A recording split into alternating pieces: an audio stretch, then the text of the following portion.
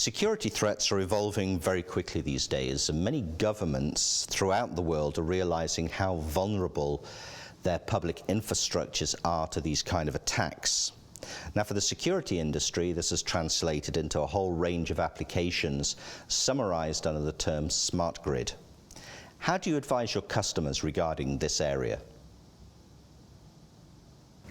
Well, first of all, I have to differentiate smart grid. It's some sort of upcoming smart grids. I'll come to that later on. What you are talking about is a critical public infrastructure that is vulnerable. Stuxnet and other worms we recognized last year.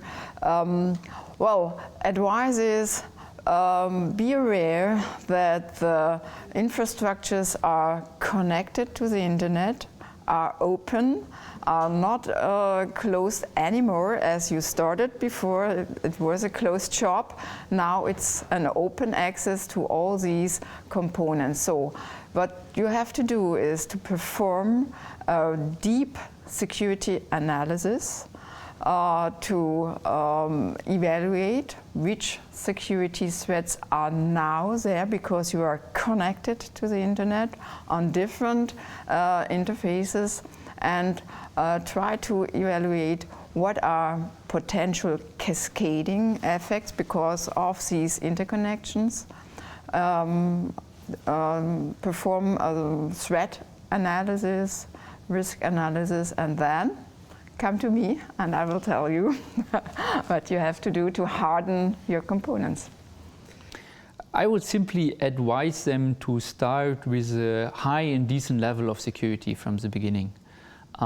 Because as you said, the threat is tremendous at the end, and I think it's the wrong playground to start with a low level security, just trying out if it's going to work.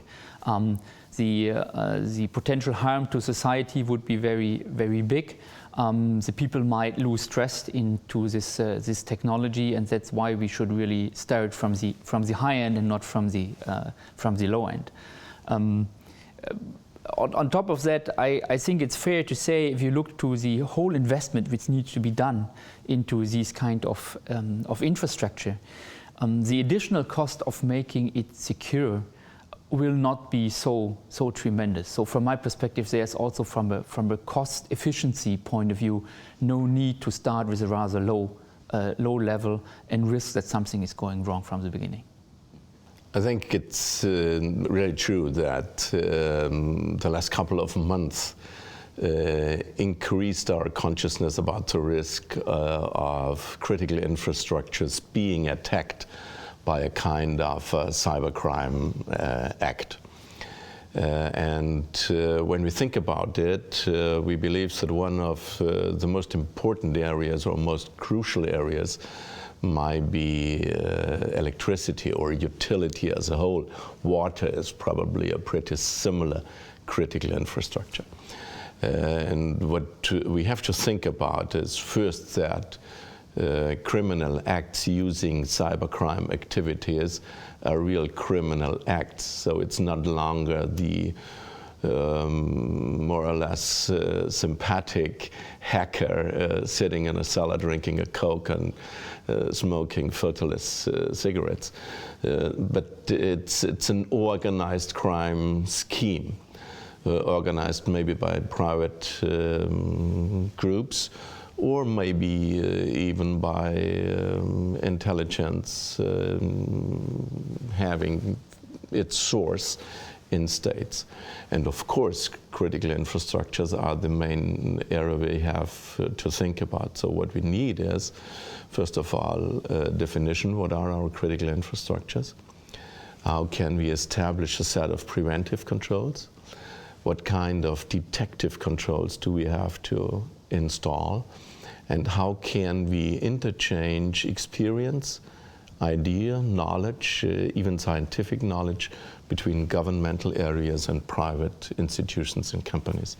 And I think we are on a relatively good way to start that. It's a matter of fact that all large infrastructures are a challenge, a target for any hackers, for the white hats in the technical side and for the black hats in an economical way. And security is an absolutely necessary issue. But on the other hand, the customers want to have good usage, want to have an easy way to use them, and not be bothered by any security settings or checkboxes or anything like that. So the target must be to have a very secure application with a high level of usage. I think this is not a special G&D advice. I think it's a public and industrial charter to make sure that specifically applications in critical infrastructures of applications in society, like the power distribution and others, communication infrastructure, public transportation, that there is a need of awareness first of the increasing professionalism of attacks and the mounting threat that is coming with it, and the fact that there are solutions, technical solutions, that don't come for free. I think it's a joint public industrial charter to first generate awareness and then make clear solutions are available and need to be implemented for the sake of the society and the companies and the people.